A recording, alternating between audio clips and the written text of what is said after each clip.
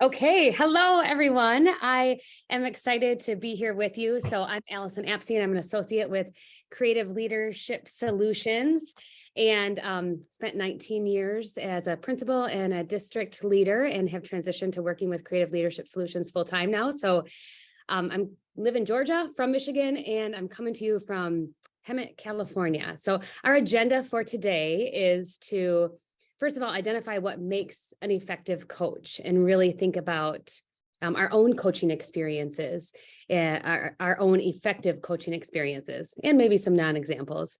And then we're going to define fearless coaching and how it's different. And I've coached in many different capacities with many different models.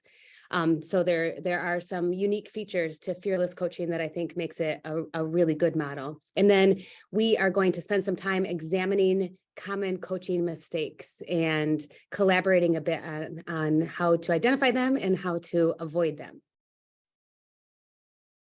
So we are going to start with talking about what coaching is and what coaching isn't. So Bill, you can forward on. It's so interesting as educators how we bounce in and out of these different roles. But there are some different roles that we sometimes call coaching, but they don't really align with coaching.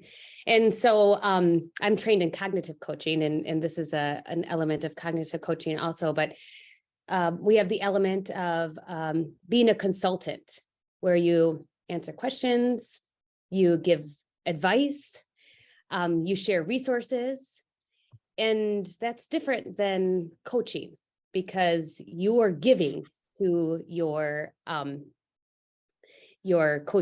client or the person you're mentoring.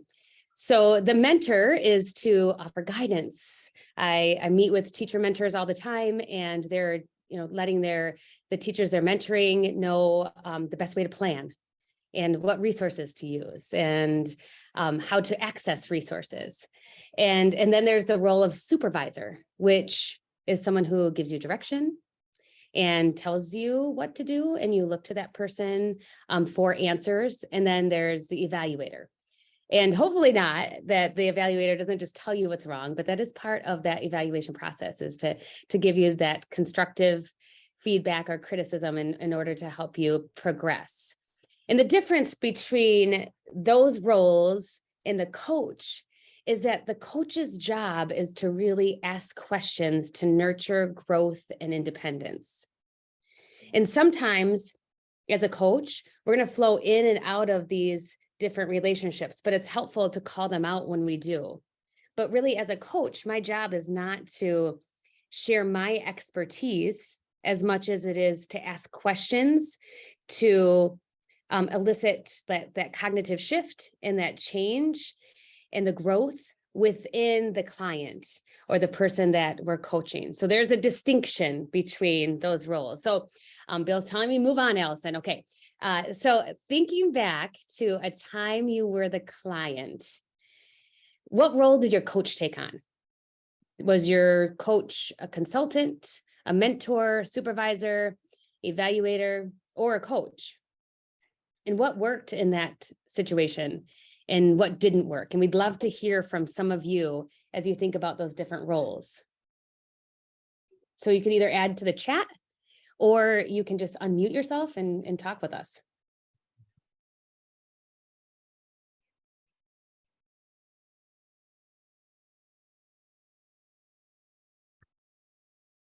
And Tony and Bill, feel free to share. I see some people are typing in. So we'll model wait time. Yeah, sorry, I was trying to get unmuted and turn the camera back on there. So while those comments are coming in, yeah, I'm thinking about my very first year. My cooperating teacher really, despite being in the role of cooperating teacher, was also a coach to me, and was wonderful at leading me to the answers. He didn't give me the answers because I tried to do the things he did and they didn't work for me. But so he would help me reflect and lead me to the answer. So I really think he served in that mentor / coach role for me very well.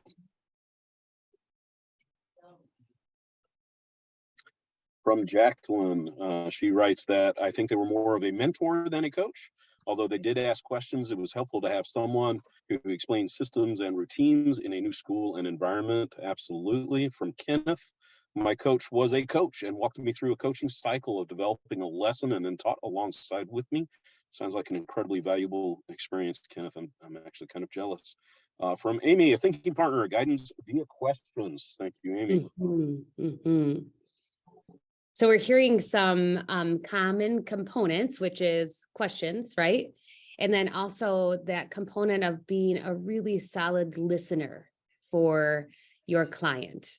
And that's really important because we can't help them shift their thinking or move in a new direction without understanding where they are right now and what they're coming to the table with. Excellent. Well, thank you, Tony, for that input. And thank you to our participants for sharing. You get bonus points. So another one of the important components of coaching is the coach and client agreeing on specific goals and then monitoring progress towards those goals. And this is really important on many different angles. One is to have some success criteria for the client. So the client can celebrate successes and understand what success means and looks like. It's interesting because I work a lot with mentors, and mentors go in and observe the new teacher's classroom, and they see many different things that they think their client, the mentee, different areas they could grow in. But one of the important points here is that the coach and the client really need to agree on the specific goals and then monitor progress toward those goals. The other really important component of having goals drive a coaching conversation is to create efficiency in the conversations. So if you have 10 minutes to check in with your client, the person that you're mentoring, making sure that 10-minute check-in includes a check-in on progress towards goals, because not only is the coach going to help you with that cognitive shift, but the coach also acts as an accountability partner in that aspect. Okay. All right. Do I get to share this awesome? Yes, you do. Yay. Okay. So this is from a new book by Dr. Reeves, along with several of our associates who are actually presenting with me. So I'm super excited for the release of Fearless Coaching coming up at the beginning of the new year. And this is one of my favorite quotes from the book because I was able to preview an early copy. So let's go ahead and read this. And then we're going to just spend a little time processing what we read here. So I'll pause and let you just read this quote.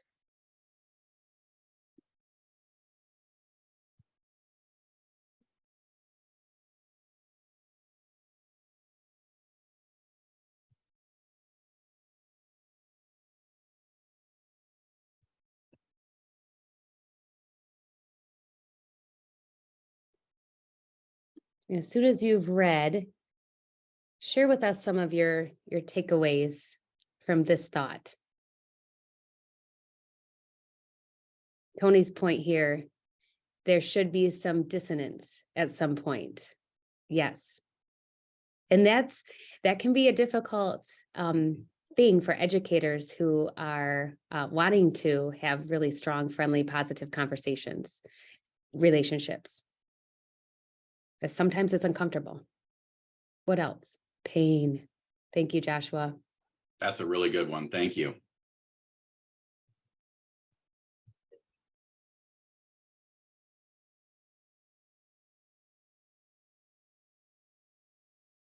Have to go through grow. Yep. Grow what you go through. Very good. Yes. Thank you, Deneen. Mm. Yep. And Kenneth, never be afraid to try something new. And that can be painful too, because trying something new can come with an element of failure or fear of failure. And that can be pretty uncomfortable. And Marcy, you're absolutely right. There is an absolute balance to earn trust to get to this point with clients. And that is something we'll talk about a little bit later in our presentation. So thank you for bringing that up. Yeah, and this can be like an evaluation point. Like, is there a trust to have these honest conversations? And if there's not, then some work needs to be done. Thank you. It's okay not to know. It's not okay to try. And this is true for the clients, but this is also true for the coaches. Mm-hmm. It is okay to not be an expert in a particular content area, and you can still add value and coach an educator in that content area. Thank you.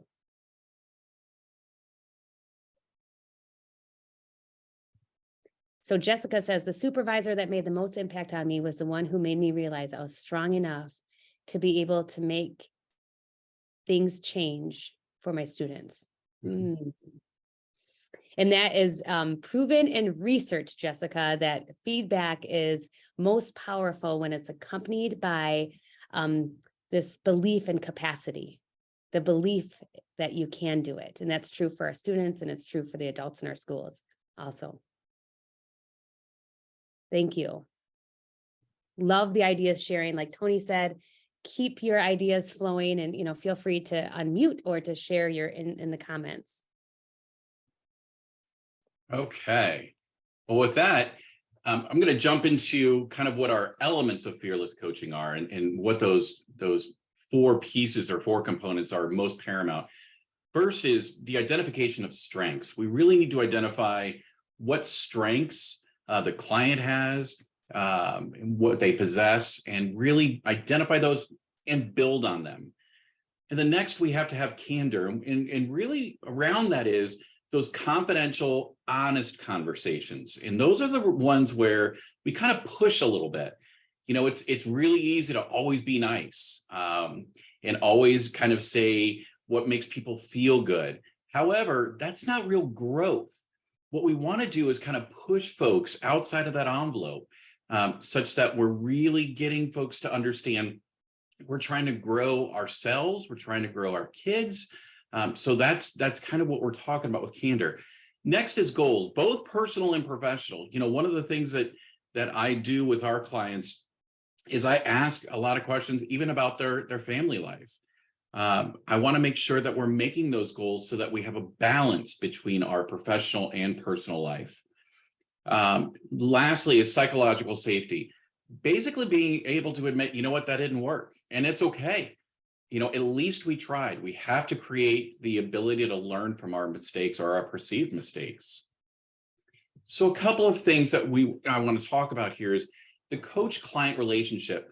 Coach is on the sidelines. They're not in the game. If you watch any kind of a athletic event, whether it's football, soccer, the coach isn't on the field playing the game. The coach is on the sidelines helping encourage his players or her players to do those plays.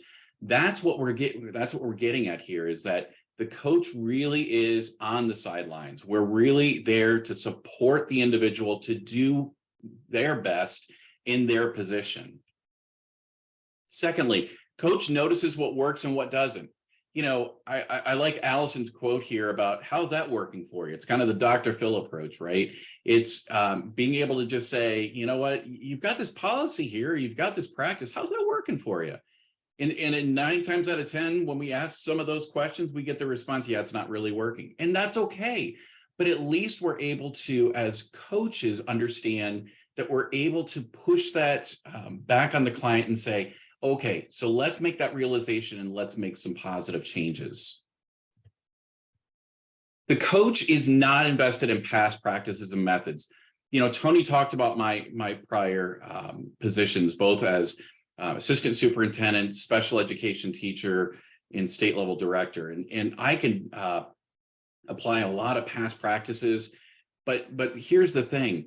In my travels, what I understand is every school, every client has their own set of dynamics, has their own contextual values. So it's better that we listen to understand first and not get invested in those past practices and methods, and try and push folks to understand, well, maybe we need to look at things in a new and a fresh set of eyes. The coach provides clear and actionable feedback. And I'll kind of give you an example. I use athletics as kind of parallels here. You know, I coached my son's soccer team for 12 years. And one of the things that I did was during our practices, we would set up scrimmages, and I would yell the word freeze. And the players would freeze, and I would get out on the field and I would position them to where they would need to be. And that was my clear and actionable feedback. Here's how that play should have worked, so that they could visualize that. Very similarly, this is what we're asking coaches to do in terms of providing that clear and actionable feedback. At every session, we're working to say, okay, based on our conversation today, here are the next steps that we need to take in order to meet our goal. The coach is relentlessly goal focused, linking actions to results. So it's really easy in the coach client relationship to get into a conversation and kind of that feel good conversation. You know, it's talking about, you know, how yesterday went or this event went, but it really needs, in our fearless coaching model, to get into the goal process. It's really, okay, we can have a 5-minute conversation, but then let's go back to our goals that we've previously set and see how we've progressed. So we want to make sure that we're constantly focused on that. So fearless coaching, and I'll actually let you read this. So, and then I'm going to give you a slide here in just a second.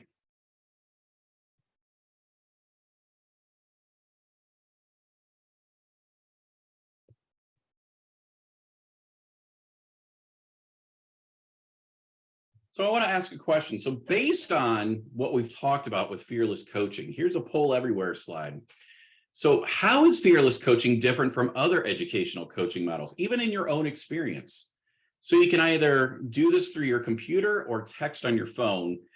If you're using the computer, pollev.com/William Stern 834 to respond, or you can text William Stern 834 to 22333 once to join, and then just simply text your message. So 1 or 2 words. How is fearless coaching different from other educational coaching models?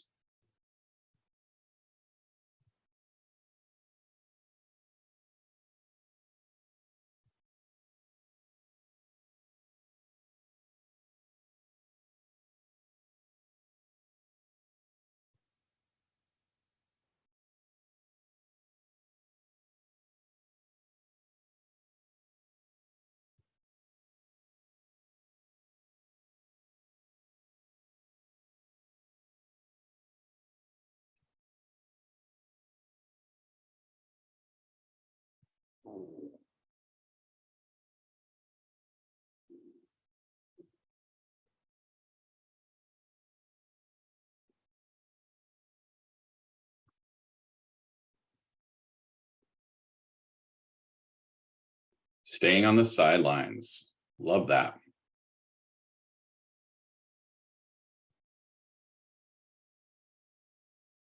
Goal driven.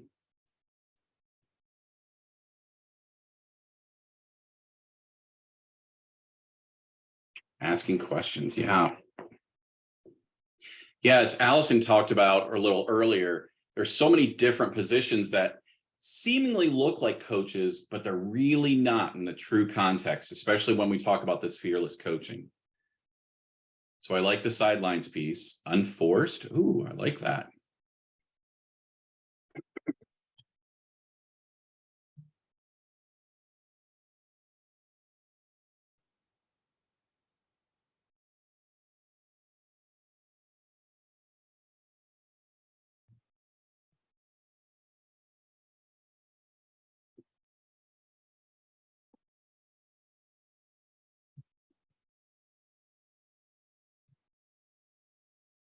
Okay, about 15 more seconds.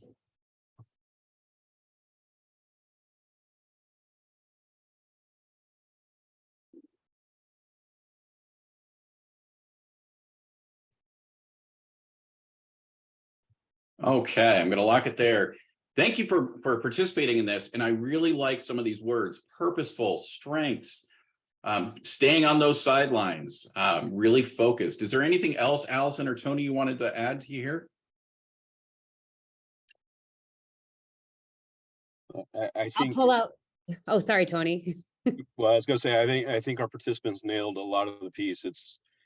The difference that I've seen from in the model that we're talking about today from my past experience is everything that's on the slide here, and the relentless return to that. I think many coaching models will start there, but then allow themselves to get distracted. And I think that's the difference in what we're talking about in this book and this publication, this webinar, is that returning to and staying on these areas. Mhm. Absolutely. And I'll just pull out, what Tony said, yes, and great job to the participants, but we'll pull out that listening component and to really understand where the client is and the direction the client's looking to grow. And I think assuming that all of our clients do want to grow. So we just have to figure out a way to connect with them in order to help them grow. Absolutely. So I think we're going to shift a little bit here. Tony, do you want to kind of introduce some of the coaching mistakes, and I'll move forward with those? Yeah. So, and quick thought, Bill, do we want to do just the top three, or do we want to do all of those? What were you thinking for breakout rooms? We were going to do, we're going to go through the 6, and then we'll do Okay. 3 breakout rooms. Yep. Very good. Okay. So one of the differences here, folks, is as we transition from talking about what it is, one of the differences is also some of the mistakes that we avoid. So in my experience, our experience, and some of these will probably resonate with you in the audience, there's a lot of mistakes that happen commonly in coaching. Number one, and it's already been discussed in the chat, the coach fails to establish that trusting relationship with the client. This can be when I was a math coach in a building in Norfolk Public Schools. Teachers whose classrooms I was visiting didn't know why I was there. And so anything that I did in that classroom was viewed out of fear. So that's that bullet point there of evaluation and threat. That was the enemy of trust. We didn't have it. So anything I did felt as if it was evaluative. Second part of that mistake there is failing to define the outcome of that coaching relationship or success in measurable terms. And so that allows us to kind of weave, to bob, to go wherever the conversation leads us, rather than trying to produce those results. So folks, both parts of trust and establishing that relationship. Coaching mistake number 2, letting friendships develop. Folks, this is a fine line. I like every one of the people that I've coached. Mhm. You have to have a professional and cordial relationship with them. This doesn't mean we're going to have margaritas after the coaching conversation. So balance that need for professionalism with human touch and relationships, because the obligation of the coach is to have absolute candor, to be able to provide honest feedback to help the client move forward. And friendship so often gets in the way. And if it does, folks, you're not in a coaching relationship anymore. So mistake number 3, and boy, is it easy today. We allow these coaching conversations to focus on uncontrollable factors or things that are outside of our circle of influence or control. Coaching is all about efficacy. So if you engage in a coaching relationship with any of our associates, one of the things that you'll hear if somebody makes attributions to external factors, we're going to ask that question, and what can you do about that? We need to bring it back into our circle of control or influence. So when we focus on those uncontrollable factors, that undermines that sense of efficacy. There's the potted plant theory of leadership. If you think that you make a difference in how students perform, you're right. If you think you don't make a difference in how students perform, you're right. So are we going to be a potted plant, or are we going to focus on efficacy? Mistake number 4, and I'm guilty of this one, folks. I read a lot.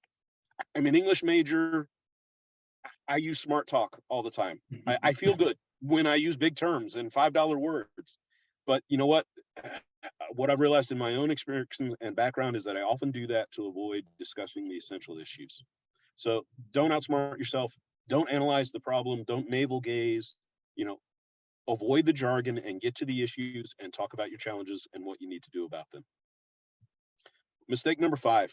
And Bill talked about walking this line earlier in his role. He's got a wealth of experience. Allison does. I do. Last thing our clients want to hear, folks, is us telling them what to do. You know what? I've watched this as a rookie mistake by so many coaches, especially in coaches in buildings, in districts. They'll go in and work with a teacher, and the words that will come out of their mouth, well, when I was in the classroom, what I did was, and you can literally watch the teacher's face shut down. So, folks, coaching is about leading the client to finding their own solutions, because as Bill said, every context is different. Our classroom isn't their classroom. Mistake number 6. And folks, I want to caution you, the mistake here is the coach fails to empower the client by providing solutions. I really think in hindsight, we need to refine this slide. Coach fails to empower the client by leading them to helping them find the solutions. Mistake number 5 is when we tell people what to do and give that advice. So we need to empower the client to find those solutions. So avoid that mistake. And what we're going to do here, folks, we're going to transition into a breakout group activity. We're going to ask you to tackle the 3 that you see on the slide here. The mistake of when a coach fails to establish trust, coaching conversations focus on uncontrollable factors, and coach serves as expert. In your groups, what we're going to ask you to do is to discuss the following 3 questions. So please do a screenshot or take note, because we can't send these questions with you to the breakout room. But what are the dangers of the mistake? What happens when we make that mistake? Do you see that practice or that mistake in your schools today? And what commitments can we make, do we need to make to ensure that this mistake doesn't happen? So with that, Bill, I think you're going to send folks out to breakout rooms. Yeah, and actually you can self-select your breakout room.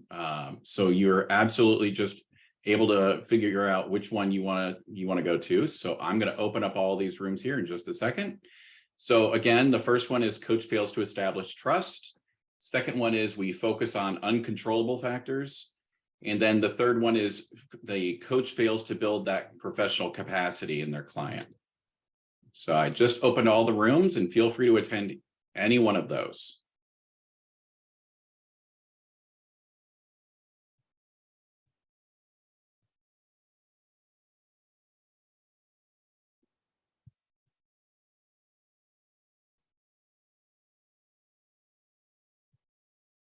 Session, and good job, Tony. I'm sure that the other breakout sessions also had great conversations.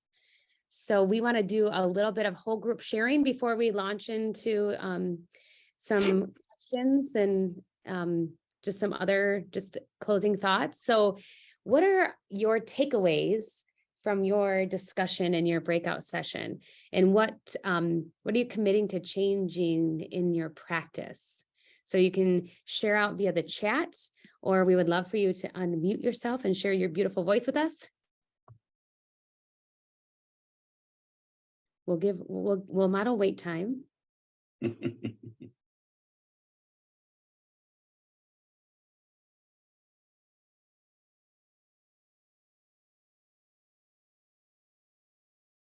Allison, I'll kind of summarize a little bit from our group.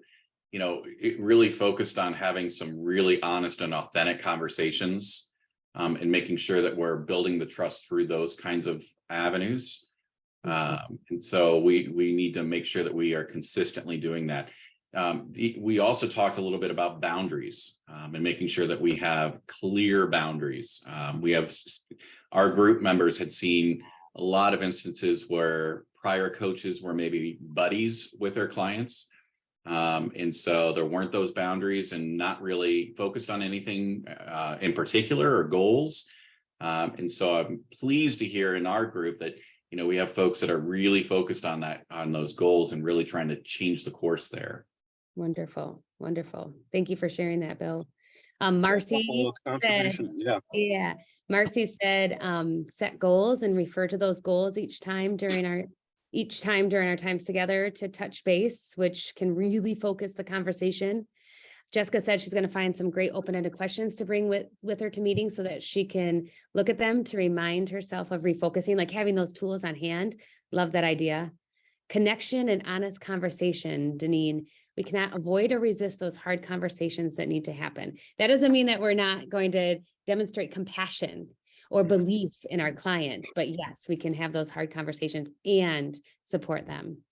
Lori said, honor the purpose for the coaching session and find entry points to refocus the conversation as needed to guide the work forward. And Lori, I just want to connect to that, in that if we start the conversation with talking about the goal of the conversation, if we get stuck in the weeds, we were talking about in my breakout session, we can lift out that goal to help refocus. So I'm with you there.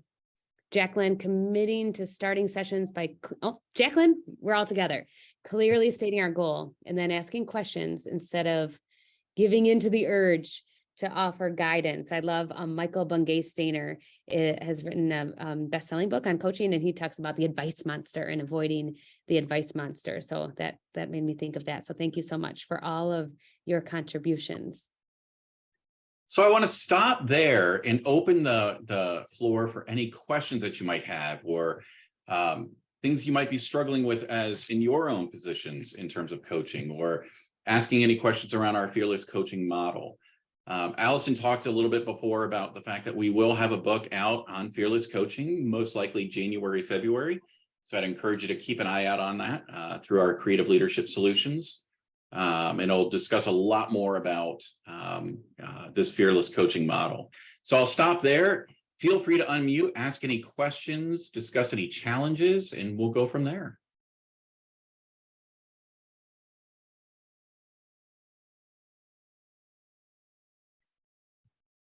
And not everyone at once, because I can't keep up.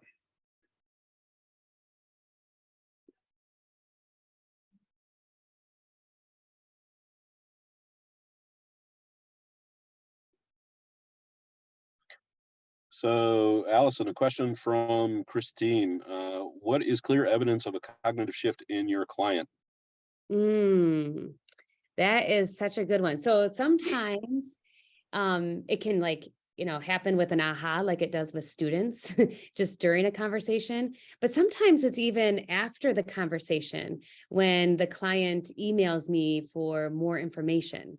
Or it can be the questions that the client is asking. And it does vary from client to client, but just like with our students, we need our clients to make their thinking visible for us. And the key is that trusting relationship and being really good listeners, but asking the right questions in order to really lift up what they're thinking. So thank you, Christine, for asking that question.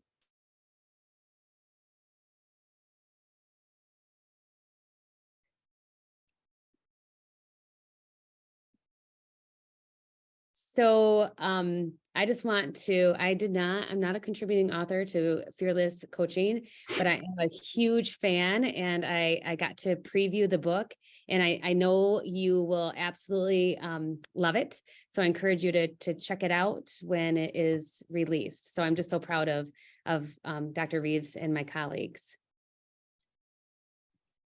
So, folks, I've placed our email addresses in the chat. All three of us are simply our first name dot last name, Allyson.Apsey, Bill.Sternberg, or Tony.Flach at creativeleadership.net. Please don't hesitate to reach out to us to continue this conversation, to bounce ideas off us, to share your successful practices. We really appreciate your time and attention today, as well as your flexibility with us joining you from 3 different locations all across this country.